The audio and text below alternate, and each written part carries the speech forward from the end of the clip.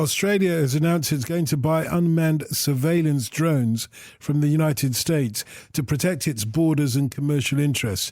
Prime Minister Tony Abbott said the fleet would provide the Defence Force with unprecedented maritime surveillance capabilities.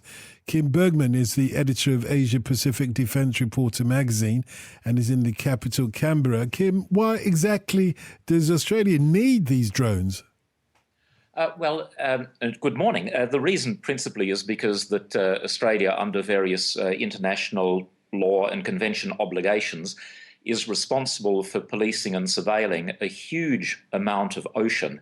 That when you look at a map of Australia, we not only have a very large coastline, but we have offshore islands, Macquarie Island down south, Cocos and Christmas to the northwest, Norfolk to the east, and so on. When you put all of that together, it means that Australia actually is responsible for about 11% of the surface of the Earth in terms of being able to provide information about what's going on there and, if necessary, rescue people who get themselves into trouble. So it's a fairly high priority requirement. And has this gone down well in political circles in Australia and amongst the public too?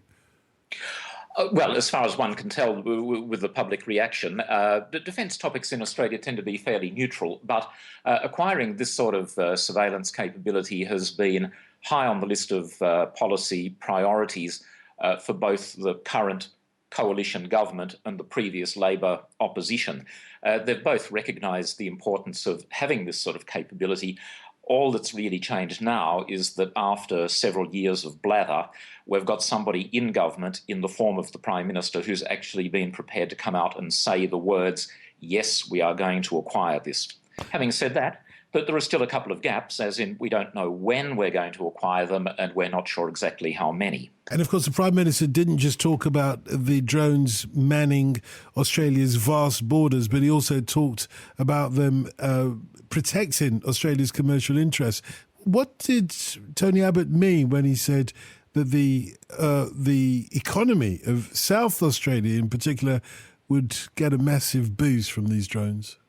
Okay, look, I think there are a couple of points there. If we talk about protecting Australia's broad national economic interests, then that would be the importance of this capability to prevent things like illegal fishing in remote ocean areas and that sort of thing.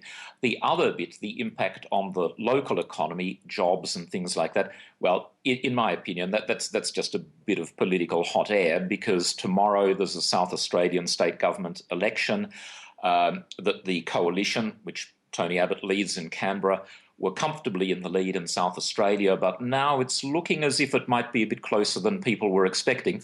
And so the Prime Minister's just done the normal thing of going down there a couple of days before the polls open and has made a big announcement about this future opportunity that's going to generate high technology jobs. Well, the reality is that there will be some jobs, but really not that many, because we're basically importing the technology from the United States. There'll be a bit of local support and things like that, but really it's not that big a deal if you try and look at this from outside the hothouse of a pre-election period.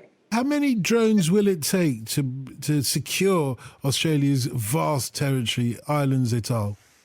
Okay. Well, if we're talking in particular about this one that's been nominated, a thing called the Triton, it is hugely capable. It is without doubt the premier unmanned surveillance tool available in the world today.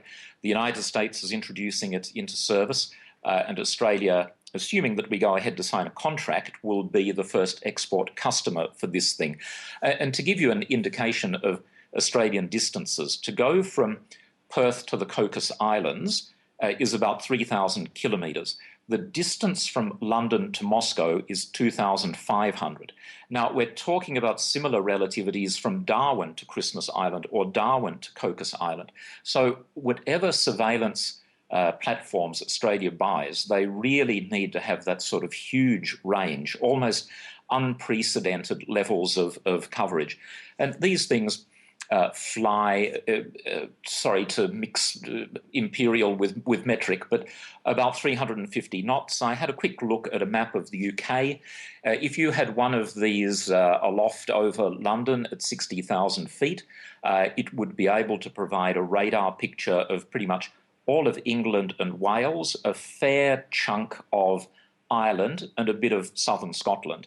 And if you, for example, heard that there was a ship in distress way up there in the Faroe Islands, well, this thing would take about 2 hours to fly up there and be on station. So that probably gives you some sort of feel for the extraordinary capabilities present in these types of aircraft. So you're only going to need, what, 2 or 3 or 4 or 5? 7 is the number that our Air Force officially lists, and that does feel about right, because like with any airframe, whether it's flown by human beings or whether it's remotely controlled, there's a certain amount of downtime for routine maintenance, and you have to allow for the possibility of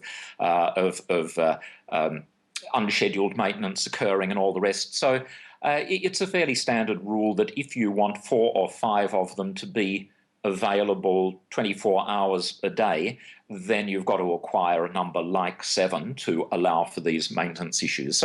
So from all of the public domain information available, that seems to be about the figure that we'll be looking at. Kim, many thanks. Appreciate that. Kim Bergmann there, the editor of Asia Pacific Defence Reporter magazine.